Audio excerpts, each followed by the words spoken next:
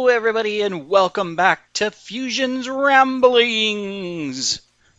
In this series, we take a few minutes and we just talk about random things. That's why it's Ramblings. And you get to listen, or maybe you don't. Anyways, we're on our way to collect some ice for our expressway on the Swan Survival server.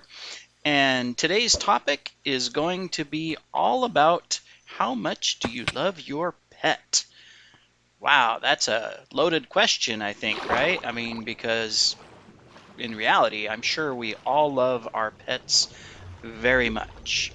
Um, the question, though, is how much? And I say that because of the way taking care of pets has evolved. Now, throughout history, of course, people have always cared for pets, and if your pet is injured, you try to take care of it the best as you can. But depending on what period in history there was and where you were at, that type of care could be limited a little bit. But in today's world, with the advantage of veterinarians and veterinary clinics all over the place and what they can do as far as their capabilities, that has changed. And so, of course, I mean, the average Joe Schmo, takes care of their pet by, just making sure that they're well fed and that, they're loved and all of that good stuff. Um, but what happens when your pet gets sick? Or what happens when, for example, you need to have surgery done, or there's something else has to be done that's out of the ordinary, and it's going to cost money to go to the vet.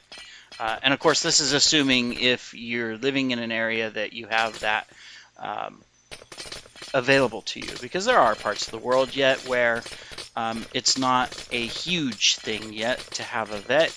You might have someone who can help with livestock because you're in a very rural area, farm oriented, and so it's natural. You have someone to come check out your cows or your horses or goats, but they not necessarily, from a pet perspective. So it depends. And the question, of course, could be moot because you could say that, well, it doesn't matter. I mean, if my pet is sick, I'm going to go ahead and take them in and I'm going to get them taken care of, right? Because I love them, I care for them, and they are my responsibility. And that's great. Um, but then, as sad as it might be, there are others that, while they love their pets, they don't have that same value. Well, I don't want to say value. That's probably a bad way to put it because they still love their pets very much, but they don't have that same, I guess, thought in mind that just like you would your son or your daughter or your parents, that you take them to the hospital and you get them treated. If it costs an arm and a leg to do it, it doesn't matter because they're family, right? Um, there are individuals, of course, that while they love their pets, they don't see their pets in that same way. But others do, and they're willing to spend whatever it takes to save their pet. Um, and I think, there's pros and cons to that, of course, because you have to think about unfortunately, the financial aspect. And it's not that I want to put a money value or anything on a pet, because that shouldn't be the case. But in some cases, it's just out of reach for people, right? Or it might even be a situation to where, are you really helping your pet, your cat or your dog or whatever it might be? Um, and then, of course, other people make the decision based on the value of the pet. Obviously, if let's say you're I won't call this a pet, but I'm going to give it an example. Let's say that you're a racehorse owner, right? Um, then, you will spend thousands, hundreds of thousands, potentially even millions, and you might even have your pet insured. Well, I won't say a racehorse necessarily isn't a pet, although depending on the person who owns it, it could be different. But still, I mean, there's a return on that. You're doing it because this is your racehorse, and you got to take care of your racehorse because that's what's gonna win the race. That's what's gonna make the money, right? Same thing for those that own pedigree dogs or cats or other animals and put them into beauty contests and pageants and competitions and all of that. While they love their pets just as much, there is an advantage to taking extra care of that animal simply because of how you are utilizing the animal, right? And I'm not going to say that that's good or bad either way, um, as long as you're not harming the animal. That's the important thing in my mind. So, back to our original question of how much do you love your pet, it really depends on how you view your pet. If your pet breaks a leg, you go into the vet and you want to, help. You want the vet to,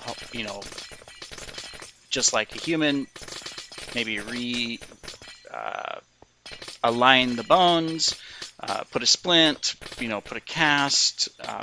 Does it go further where pins are required? And extra care, surgery is required beyond just setting the bones. All of that comes at a cost.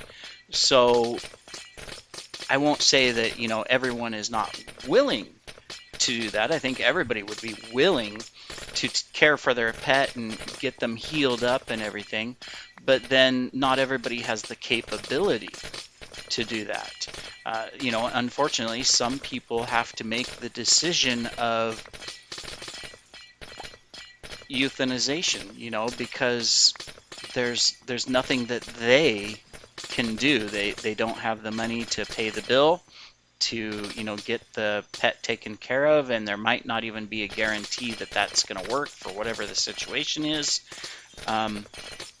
And so they don't have much of a choice, and so it's a choice of, okay, do I take my pet home and just make them as comfortable as possible until they pass or until it heals naturally, even if it's going to be deformed, because it might not set properly or heal properly, for example.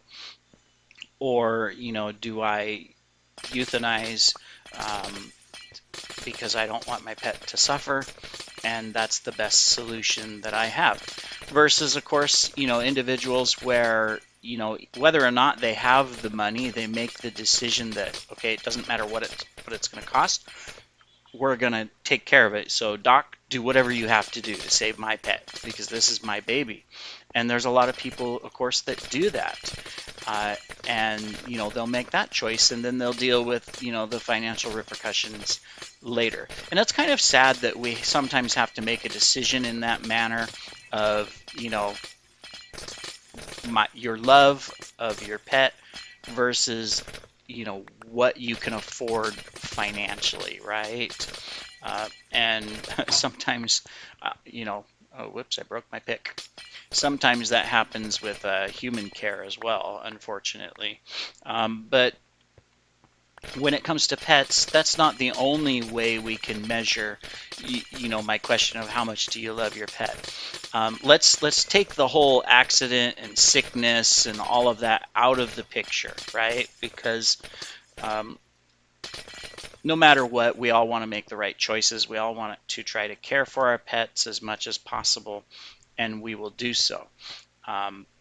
Whether or not we have the full capability to be able to do that or not really depends, right?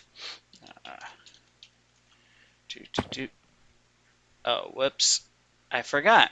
I saved my home bed at a special project for a test video that I am doing. Okay, so, well, temporarily, let's just store all the ice here because I don't want to have to try to travel back to this location on foot. It's a long ways out. So we're just going to make a couple chests. We'll get back to the topic in just a second. Our emergency decision here. All right. Now we can go back and get more ice. We need ice for our expressway. All right. So beyond sickness and all of that, there's also, the other factors. Let's take a look at just extras. And this can be anything, whether it's buying stuff for your pet, the type of food that you buy for your pet, to, the toys that you buy, to the extra items that, technically are not needed at all, but we buy them anyways because they are available, whatever it might be, whether you have a cat, dog, lizard, fish, hamster, you name it. There is a lot out of there, and the pet industry has exploded in the past 10 years to where, companies are making billions of dollars off of just pet stuff. Stuff that you never thought you needed, but evidently you do. Some of it's for grooming, some of it's for play, some of it's just for whatever. I don't know what it's for. It's for something. And there are individuals, of course, that will spend more on their pet than they will their own children. And I say that very lightly, but it is a fact to where, you'll have a kid, your son, your daughter, whatever, and let's say you're going to go buy your school supplies and buy clothing, and you do that. And then, during Christmas, you buy them a present, or during their birthday, you buy them a present, and occasionally you buy other things, or you take them out to eat, and, stuff like that, right? And then you have your pet. And the kids are in on this, by the way. They're a lot of times fully in agreement. So you see something in the store, and it's for the pet, and so you buy it. And I won't say that this happens, but I bet it does, to where sometimes, you're on a budget, you're in the store, you could buy a toy for your son or daughter, or you could buy something for your pet. And I bet you if there was a survey done, and maybe there is, you would find out that a good portion of those surveyed would say that they would buy the pet item. And that's not a bad, I'm not going to say it's a bad thing and they're not taking care of their children or anything like that. It's quite the opposite. They're taking care of their children and everything, but if they have a choice to spoil their pet or spoil their son or daughter, they'll make that choice to spoil their pet for the benefit of the whole family, or maybe just for themselves. I don't know. But it happens. And then it goes beyond that even to what happens when your pet dies. In the past, okay, pet dies, that's really sad. Buried it in the backyard. Flush it down the toilet if it's a fish. Yeah, you dispose of the animal, and it's a sad loss, of course. But then, at the same time, today you have a choice. You can have your pet cremated, and you can keep it in a jar. You can have your pet buried in a special cemetery, or even buy a casket for your pet and bury them in that. You can have services for your pet. And then there's another choice as well, and this has always existed, but today it's even, more of a thing. There's taxidermies. You can have your pet stuffed. As terrible as that sounds. But it's true. And people will do that. And, they'll spend whatever money, that they need to make those things happen.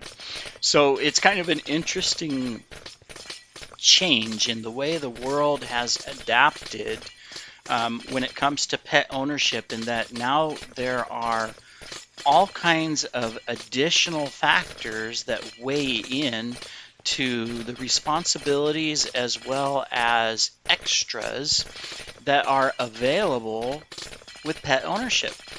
And each person to his own to make those decisions in how they want to interact with their pets and how they care for their pets, as long as they're not making a poor decision that harms the pet or puts someone else at harm, then I'm okay with that.